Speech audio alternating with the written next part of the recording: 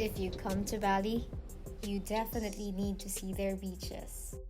Bali budget more. They really have strong current here in Bali. To complete our Bali experience, we will visit Seminyak and enjoy highly recommended food here in Indonesia. Time check, it's 10 in the morning and it's time for breakfast. We use their go-car or Gojek. This one is similar to Grab car in the Philippines, but much cheaper. Aside from Gojek, Motor is famous for the tourists. They usually rent a motor to roam around Bali. One of the Gojek drivers that we've met mentioned that we can use our driver's license in Indonesia. For our first stop, we'll try Sea Circus for our breakfast. We saw this restaurant from TikTok. They said it's one of the must-tries here in Bali. As you can see, it's very colorful and artistic inside. Isn't it Instagrammable? Aside from breakfast, they also serve lunch and dinner here.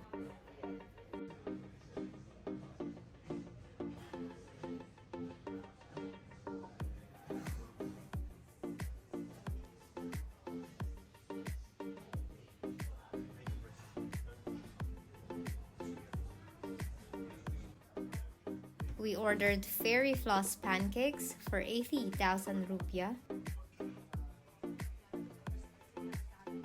Also eggs benedict for 95,000 rupiah.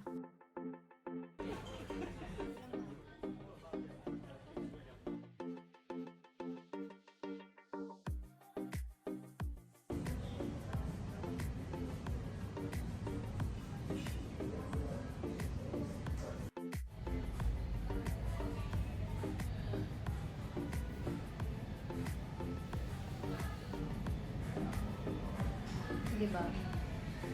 Grabe yung CR nila, guys.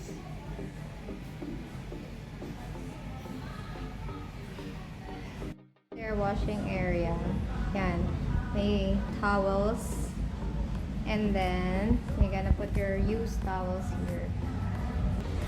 Galing. Tipid sa tissue paper.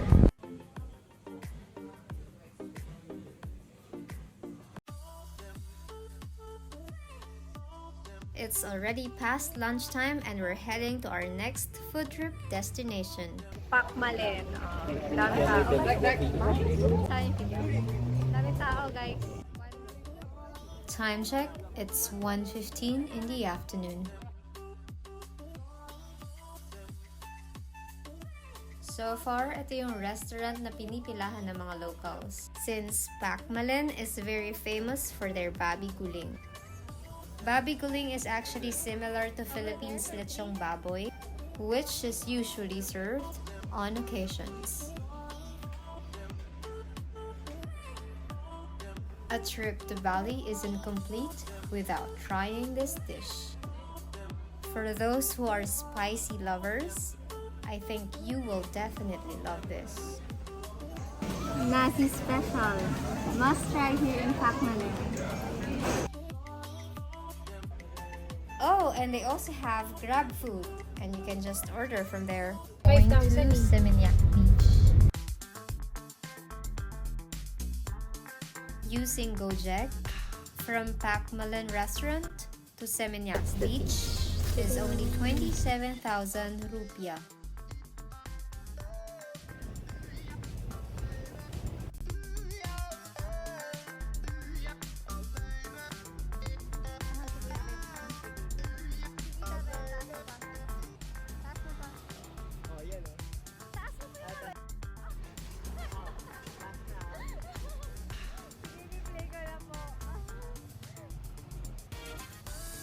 Here, buy one pizza and pasta, get one free.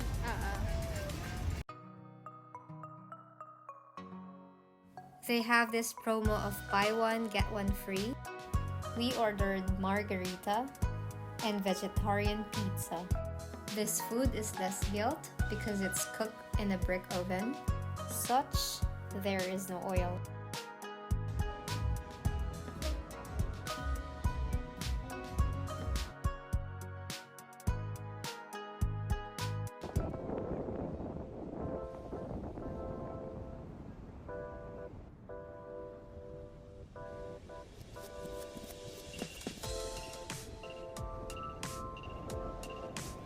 It's already past 4 in the afternoon and the weather is a bit fair.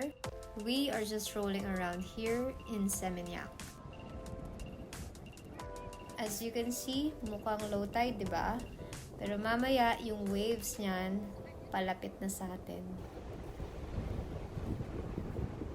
They really have strong current here in Bali. This could also be a good surfing spot. As you can see, Seminyak Beach has a dark color of sand and the texture is a bit coarse.